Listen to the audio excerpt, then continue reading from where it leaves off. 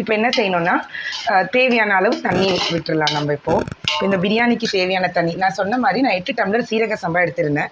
1 tumbler, ஒரு டம்ளருக்கு 1 tumbler அரிசி அப்படி பார்த்தா 12 டம்ளர் தண்ணி வருது. அதில் 1 டம்ளர் நான் மட்டன் வேக வச்சுட்டேன். இப்போ நான் ரிமைனிங் 11 டம்ளர்ஸ் ஊற்றணும்.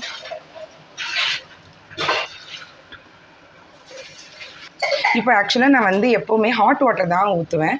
ஏன்னா ஹாட் வாட்டர் பார்த்துக்கிட்டிங்கன்னா நம்ம டக்குன்னு பச்சை தண்ணி ஊற்றிடக்கூடாது, கறி மரத்துக்கும். நான் எப்பவும் ஹாட் வாட்டர் வச்சுப்பேன் ஒரு பக்கத்தில் ஸ்டவ்வில். அது இப்போ அளவு எடுத்து நான் வந்து இப்போது இதில் ஊற்றிட்டேன். இது ஜஸ்ட் ஒரு கொதி வரட்டும். ஏற்கனவே ஹாட் வாட்டர் தான்றது. நான் 20 மினிட்ஸ் இந்த சீரக சம்பாவை ஊற வச்சுருந்தேன். அதுக்கப்புறம் ட்ரெயின் பண்ணிவிட்டேன் வாட்டர்லாம் இல்லாமல். இப்போ இந்த ரைஸை வந்து இதில் ஆட் பண்ணிடலாம். ஆட் பண்ணிவிட்டு நம்ம ரொம்ப வந்து ஸ்டிச் பண்ணோன்னு வைங்களேன், ரைஸ் உடையிறதுக்கான சான்சஸ் இருக்குது. இப்போ மூடக்கூடாது டம் போடுறதுக்கு. இந்த ரைஸும் வாட்டரும் கொஞ்சம் சேர்ந்து வர போல் வரட்டும். மீன் டைம் நாங்கள் வந்து வெறும் பிரியாணின்றதுக்கு வந்து நாங்கள் பிளான் பண்ணல, சிக்கன் 65க்கும் பிளான் பண்ணியிருந்தோம். ஸோ நான் வந்து மேரினேட் எல்லாம் பண்ணிட்டேன். நெக்ஸ்ட் டைம் எப்படி மேரினேட் பண்ணேன்னு உங்களுக்கு காட்டுறேன். இப்போ அது பொரிக்கிறதுக்காக நான் எண்ணெயும் வச்சுட்டேன். அண்ட் தென் எக் பாயிலும் பண்ணுறோம். ஸோ ஃபுல் ஃப்ளெட்ஜாக வந்து இன்றைக்கி சாப்பிட்லாம். பசங்களும் வந்து லீவில் வேறு இருக்கிறாங்க.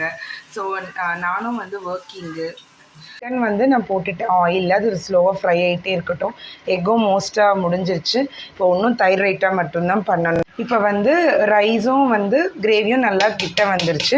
இப்போ நம்ம டம் போடுறதுக்கான டைம் வந்துருச்சு. நம்ம என்ன செய்யலாம், இந்த குண்டான் எடுத்து கொஞ்சம் பக்கத்தில் எடுத்து வச்சிடலாம்.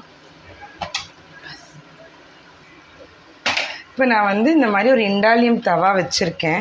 டம் போடுறதுக்குன்னே வச்சுருக்கிறது இந்த தவா. இப்போ அது மேலே இதை நான் எடுத்து வச்சிடுறேன். இதை வச்சுட்டு மூடி போட்டுடலாம். நல்லா கொஞ்சம் கலரி மேலே விட்டு இப்படி இது பண்ணி விட்டுட்டு வந்து க்ளோஸ் பண்ணிடலாம். இது மேலே ஒரு வெயிட் ஒன்று வைக்கணும். ஸோ ஆல்ரெடி சுட தண்ணி போட்ட ஒரு பாத்திரம் இருந்தது. ஸோ அதை இது மேலே வெயிட் வச்சிடலாம். ஸோ இதுலேருந்து ஒரு 15 மினிட்ஸ் இருக்கட்டும். நம்ம இறக்க போகிறதுக்கு முன்னாடி கொஞ்சம் லெமன் ஜூஸ் ஸ்க்வீஸ் பண்ணிவிட்டு ஒரு நெய் கீ இருந்தால் அது போட்டால் கொஞ்சம் நல்லா ஃப்ளேவராக இருக்கும். மீன் டைம் வந்து சிக்கன் 65 ஆகிட்டே இருக்குது. இது போட்டு ஒரு 10 மினிட்ஸ் ஆகிடுச்சு. ஸோ திருப்பி விடலாம் அப்படின்னு. இப்போ டம் போட்ட டைம் எல்லாமே முடிஞ்சிருச்சு. இப்போ நான் வந்து எடுத்து பார்க்க போகிறேன். நடுவில் வந்து நான் ஓப்பன் பண்ணி லெமன் ஜூஸ் ஊற்றி விட்டேங்க. ஸோ இப்போ எப்படி இருக்குதுன்னு பார்க்கலாம். வாவ், நான் ரொம்ப வாசனையாக இருக்குது. இது பாருங்கள், ரொம்ப சூப்பராக வந்திருக்கு. சீரக சம்பா கரெக்டாக வெந்திருக்கு. ரொம்ப குழையில, ரொம்ப இதாகலை. எனக்கு ரொம்ப சந்தோஷமாக இருக்குது. ஏன்னா வந்து நம்ம ஹார்ட் ஒர்க் பண்ணுறதே வந்து இந்த பிரியாணி நல்லா டேஸ்ட்டாக வரணுன்றதுனால தான். ஸோ இதுக்காக கொஞ்சம் ஃப்ளேவராக இருக்கணுன்றதுக்காக மட்டும் அங்கங்கே கொஞ்சம் நெய் மட்டும் விட்டுக்கிறேன். அது அப்படியே மெல்ட் ஆகிடும். அவ்வளோதான். இப்போ இனிமேல்ட்டு என் பசங்க வந்து சாப்பிட்டு அதோட டேஸ்ட்டை எப்படி இருக்குன்னு சொல்லுவாங்க. கைண்ட்லி மறந்துடாதீங்க, சப்ஸ்கிரைப் பண்ணுங்கள், லைக் பண்ணுங்கள். இந்த ரெசிபியை நீங்களும் ட்ரை பண்ணி பாருங்கள். கட்டாயமாக நல்லா வரும். பாசுமதி அரிசி ஒரு டேஸ்ட்டு, சீரக சம்பாவும் ஒரு நல்ல ஃப்ளேவர் தான். அதுக்கு முன்னாடி எனக்கு அவ்வளோவா இது மேலே இந்த ரைஸ் மேலே எனக்கு ஒரு இன்ட்ரெஸ்ட் இருக்காது. பட் இப்போ என்னமோ மீன் டைமில் எனக்கு இந்த ஃப்ளேவர் ரொம்ப பிடிச்சிருக்கு. கண்டிப்பாக ட்ரை பண்ணுங்கள். இப்போ வந்து நான் ஆஃப் டு மை கிட்ஸ் தான்.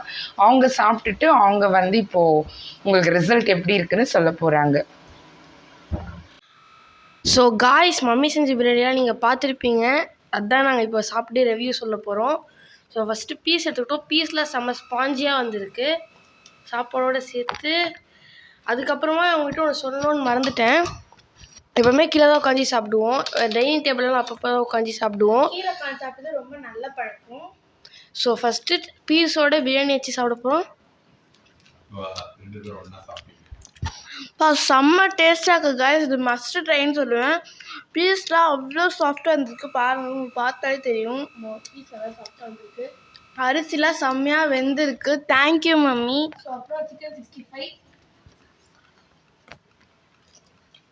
சூப்பராக சிக்கன் 65.